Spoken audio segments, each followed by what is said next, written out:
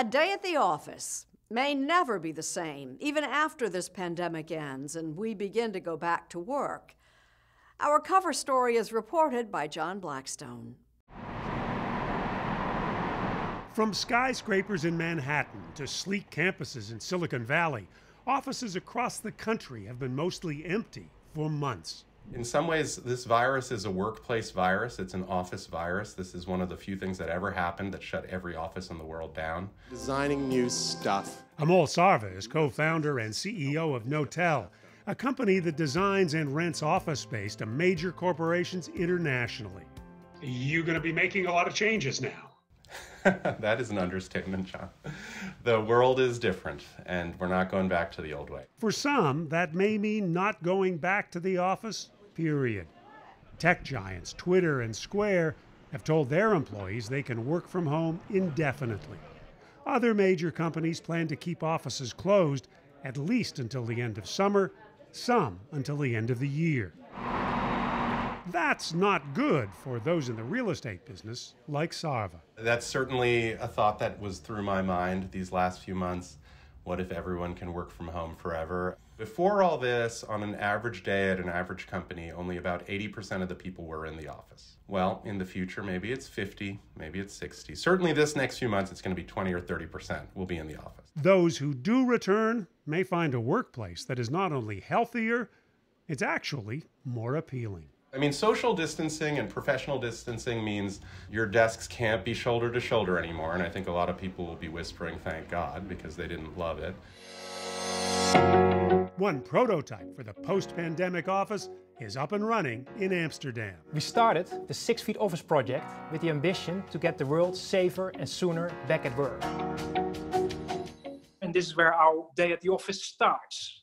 Jeroen Lokaser is managing partner in Amsterdam of the real estate company Cushman & Wakefield, When people get here, they pick up one of the placemats, which has converted its office into a test site for the 6 Feet office. Lokaser took us on a tour via Zoom.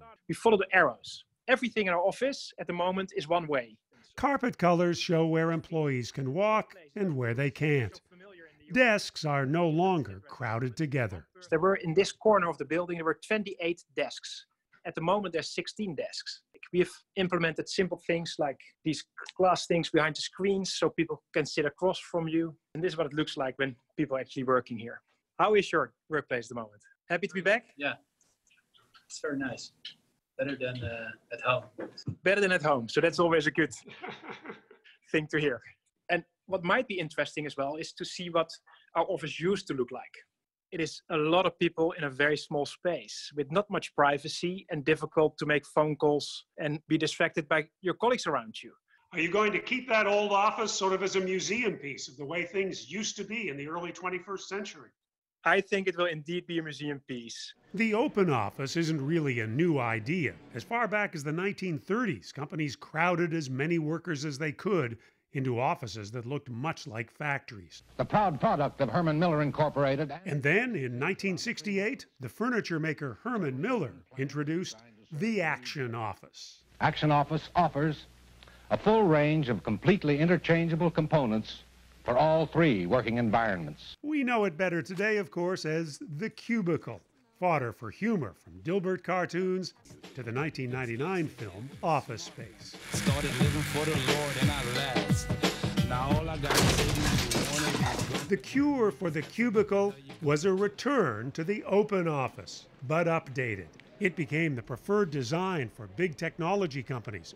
Open offices were depicted as cool and trendy, meant to encourage collaboration and the exchange of ideas. But a study in 2018 found that forcing workers to sit side by side with no privacy actually resulted in a 72% decrease in face-to-face communication. Is it time to say rest in peace, the open office plan? Yeah, the open office is over. It was already over for a lot of reasons. It was too noisy and you couldn't concentrate, and it was well on its way out the door. But getting workers back into the office will take more than just moving desks further apart. But to have people make that change in their daily behavior after spending a few months at home requires confidence that it's not a life-threatening situation to go to work. David Levine is a professor in the Haas School of Business at UC Berkeley. What we need at this point is a lot of studies of what type of workplaces are safe and under what conditions. It's clear that having a door that shuts is a real advantage in stopping the movement of pathogens, but we don't know at this point how dangerous different types of open offices are. To reduce the dangers of returning to the office, routines that would have seemed invasive a few months ago are likely to become common. New procedures here at CBS require that before employees go into their office, they use their cell phone to connect with a nurse, then take their own temperature and show the nurse they don't have a fever. Other companies are doing the same and more. Look, the privacy considerations are so vivid. We have had the ability for a long time to track where staff are. Are they in the office? Are they at home? Are they on a trip somewhere, on a private vacation? That was all possible before. But it never made enough sense to the people and the companies that it would be a deal worth making. I think a lot of companies are going to propose that deal, and staff are going to have to decide, is it worth it for me? The value of returning to the office is a calculation both workers and employers are beginning to make. Managers have learned two things. A lot of what they've learned is how much work can be done remotely.